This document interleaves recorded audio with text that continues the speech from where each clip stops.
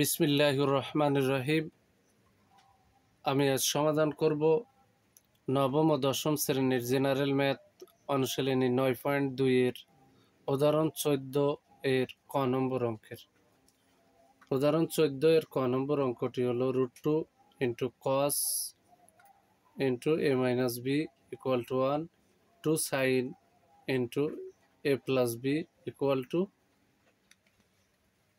√3 এবং এ ও A B সূক্ষ্মকোণ হলে এ ও B এর মান নির্ণয় করো। এখন আমরা সমাধান করব।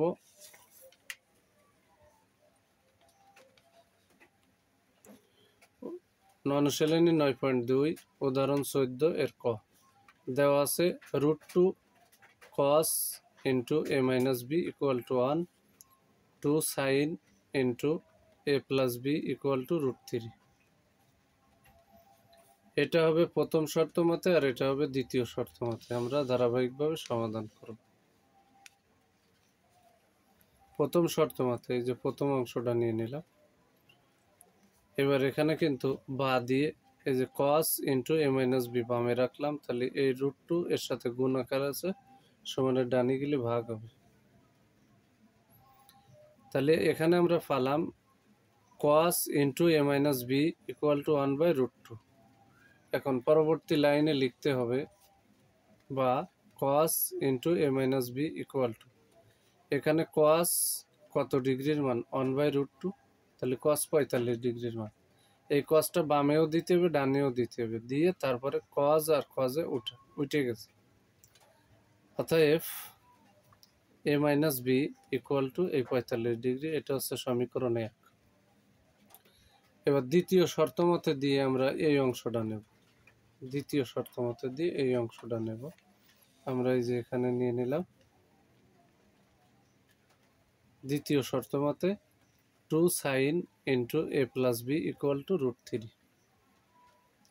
বা এখানে sine into a plus b রেখে দিলাম, 2 সাইনের সাথে গুণ আকার আছে, সমানের ডানে গেলে ভাগ হবে, ভাগ হয়ে গেল। তাহলে আমরা এখানে পেলাম sine into a plus b equal to √3/2। এবার বা sine into a plus b equal to sine, এই সাইন এখানেও দিতে হবে, তাহলে সাইন কত ডিগ্রির মান? √3/2, 60 ডিগ্রির মান। তাহলে এই সাইন আর এই সাইনে উঠে যায়, তাহলে অতএব a plus b equal to 60 degree. এটা হচ্ছে সমীকরণ 2। যেহেতু অঙ্কে বলেছে 1 নম্বর আর 2 নম্বর সমীকরণ আমরা বের করে ফেললাম, অঙ্কে বলেছে এ ও বি এর মান নির্ণয় করো। তাহলে আমরা 1 নম্বর এবং 2 নম্বর সমীকরণটা যদি একবার যোগ করি তাহলে এর মান বেরোবে, যদি বিয়োগ করি তাহলে বির মান বেরোবে। তাহলে আমরা এখানে সুন্দর করে লিখে দেব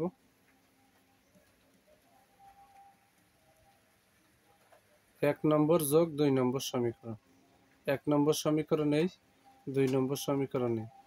তাহলে বির আগে মাইনাস, এর আগে প্লাস, প্লাসে মাইনাসে বি কাটা। কোনো চিহ্ন পরিবর্তন ছাড়া যদি একটা এ আর বি এর যে কোনো একটা উঠে যায় তাহলে সেটা যোগ করে লিখতে হয়। 1 নম্বর যোগ 2 নম্বর সমীকরণ, এটা আর এটা কাটা, তাহলে একটা এ আর একটা এ, এখানে হইল 2a equal to 60 R 45 105 degree. এবার যেহেতু আমরা এর মান বের করব, বা দিয়ে এ রাখলাম আর 2 এর সাথে গুণ আকার আছে, সমানের ডানে গেলে ভাগ।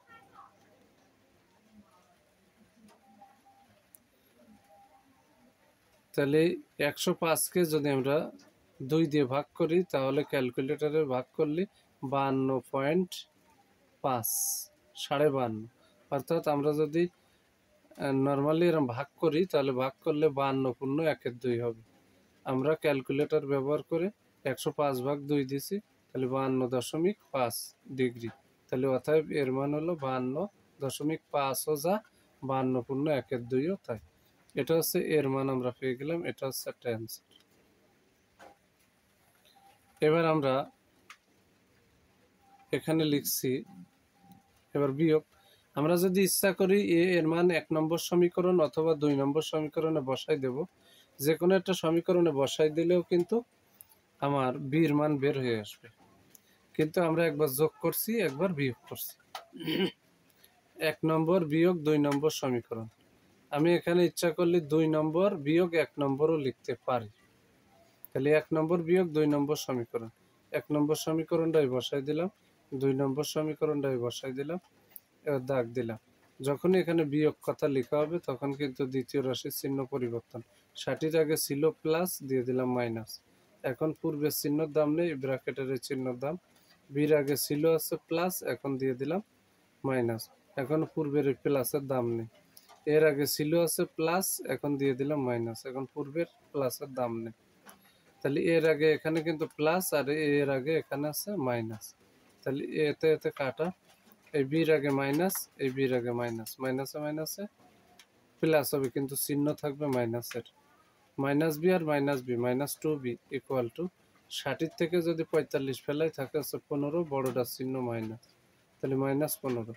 এই মাইনাস আর এই মাইনাসে উঠে গেছে, তাহলে এখানে আমরা বি বাম পাশে যদি রাখি, এই যে এখানে মাইনাসে মাইনাসে উঠে গেছে, তাহলে 2bর সাথে গুণ আকার আছে, সমানের ডানে গেলে এই যে ভাগ হয়ে গেল, সমানের ডানে গেলে ভাগ, আর এই মাইনাসে মাইনাসে উঠে দিছি, তাহলে বি সমান 15/2। তাহলে 15কে যদি আমি 2 ভাগ করি, তাহলে অতএব বি সমান আমরা পাবো 7.5 ডিগ্রি, অর্থাৎ 7.5।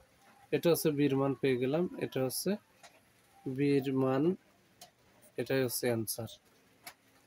যদি আমার এই ভিডিওটি আপনাদের ভালো লাগে অবশ্যই লাইক, কমেন্ট, শেয়ার করবেন। প্রতিদিন নবম ও দশম শ্রেণীর জেনারেল ম্যাথ বই থেকে গুরুত্বপূর্ণ গণিত ভিডিও পেতে আমার ইউটিউব চ্যানেল টিচিং হোম 90কে সাবস্ক্রাইব করে পাশে থাকবেন।